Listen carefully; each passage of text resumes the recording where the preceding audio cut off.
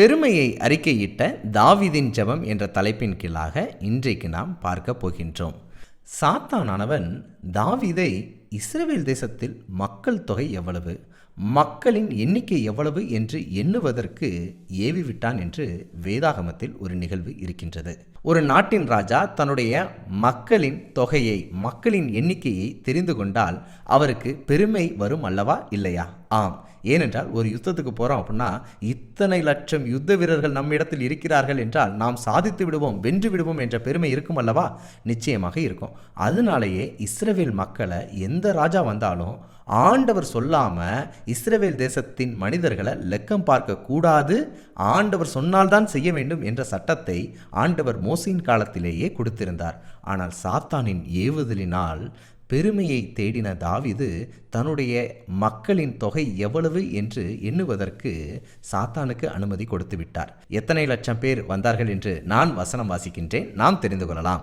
2 Samuel 24 அதிகாரம் 9 யோவாப் ஜனத்தை லக்கம் பார்த்த தொகையை ராஜாவுக்கு கொடுத்தான்.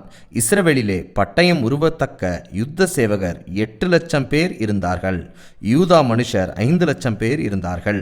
ஆனாலும் ஆண்டவருக்கு இது விரோதமான செயல் என்பதை தாவீது உணர்ந்த போது தன் பெருமையை அறிக்கையிட்டு ஜெபம் செய்கிறார்.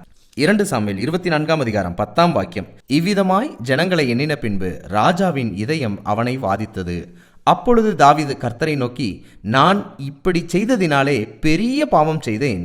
இப்போதும் ஆண்டவரே, உமது அடியானின் அக்கிரமத்தை நீக்கிவிடும். நான் மகா புத்தியீனமாய் செய்தேன் என்றான். தன்னுடைய பெருமைக்காக எடுக்கப்பட்ட அந்த மக்கள் தொகை கணக்கெடுப்பை குறித்து பெரிய பாவம் செய்தேன், மகா புத்தியீனமாய் நடந்து கொண்டேன் என்று தன் பாவத்தை தாவீது அறிக்கையிடுவதை பார்க்க முடிகின்றது.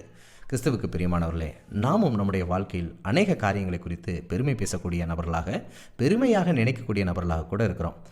தன்னுடைய அறிவை குறித்த பெருமை அநேகருக்கு இருக்குது, தன்னுடைய திறமையை குறித்த பெருமை அநேகருக்கு இருக்குது, தன்னுடைய பணத்தை பற்றின பெருமை அநேகருக்கு இருக்குது, தன்னுடைய செல்வாக்கை குறித்த பெருமை அநேகருக்கு இருக்குது. இப்படிப்பட்ட பெருமைகள் நமக்கு இருக்கவே கூடாது. ஏனென்றால் நமக்கு உண்டான யாவும் பரலோகத்தின் தேவனால் நமக்கு தயவாக கொடுக்கப்பட்டது என்பதை நாம் ஒருபோதும் மறந்துவிடக்கூடாது. ஒருவேளை நம்முடைய அறிவை வைத்தோ, திறமையை வைத்தோ, பணத்தை வைத்தோ, செல்வாக்கை வைத்தோ பெருமையாக பேசி, பெருமையாக நடந்து பிறரின் மனதை நாம் காயப்படுத்தி இருந்தால் பரலோகத்தின் தேவனிடத்தில் தாவீதை போன்று நாமும் ஜெபிக்கலாம். ஆண்டவரே, நான் பெரிய பாவம் செய்தேன், மகா புத்தியீனமாய் நடந்து கொண்டேன், என்னை மன்னியும் என்று நாமும் ஜெபிக்கலாம்.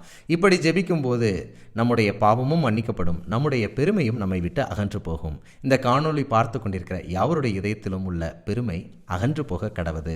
இப்படிப்பட்ட வேதாகம ஆச்சரியங்களை தெரிந்து கொள்ள எங்களுடைய சேனலை சப்ஸ்கிரைப் பண்ணுங்க.